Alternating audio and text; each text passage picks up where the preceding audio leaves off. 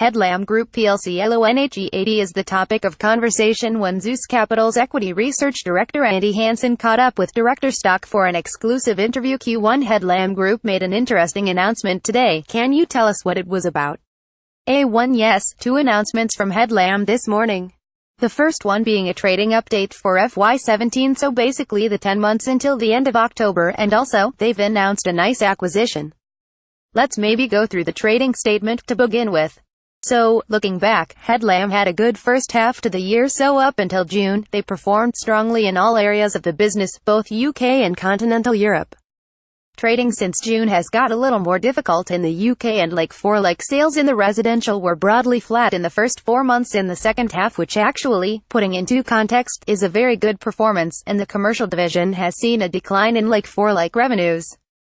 What surprised me in this statement is you might have expected it to be the other way around, with commercial still going okay and residential underperforming, so that was a slight surprise. Interestingly, continental Europe continues to move forward, so I guess the trends that Headlam are seeing at the moment reflects the wider macro conditions. Continental Europe macro data is improving whilst the UK is definitely seeing a bit of a slowdown. Q2 So, what effects does this have on your forecasts? A2 for FY17, because we are almost at the end of FY17, it has very little impact on those numbers, so I've tweaked my revenue forecasts down a little bit. I'm now forecasting £705 million top line against £711 million effectively. This is still seeing growth on the £694 million that they reported in 2016, but it's a slight tweak down on my previous forecasts, and at the PBT line, it takes a couple of £100,000 off, but I'm still forecasting £42.5 million. So, very little impact in FY17. Rolling forward, the deterioration trading that we've seen in the second half will have filtered through into my 18-19 forecasts, but the acquisition they've undertaken today, the acquisition of Domus, offsets that because they're effectively using cash to buy that business. So, that's immediately earnings enhancing, and it adds about 5% to the top line, and interestingly, because of the margins in the business, the impact to earnings is actually greater than that. So, I'm actually upgrading my 18-19 numbers by about 8% and 10% respectively.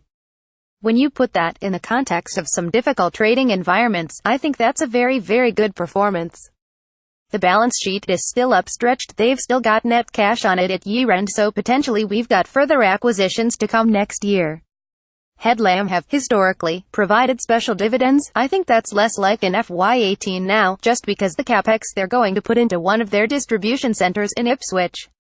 Overall, the fact that we've upgraded numbers in 18-19 should be taken positively, considering the sector has seen quite a few profit warnings. Q3 Now, you said there were two announcements today, the second being an acquisition. Does that any impact on the valuation of Headlam Group? A3 The fact we're bringing the upgrades into 18 and 19 does lower the valuation of the business. So, the business in 18 now is trading on sub 12 times price earnings. I think for a business of this quality, that's a very reasonable multiple, and the yield on it, interestingly, is 4.7%, and the yield is very well covered, and the business remains cash generative. Also, without a lot of debt, leverage risk is pretty low here. The share price has come back from £6.40 down to last night's closing price of £5.25, so the shares have already come back quite a way, and that's obviously reflected in the valuation. The shares would seem very good value at this level for investors prepared to look slightly longer term.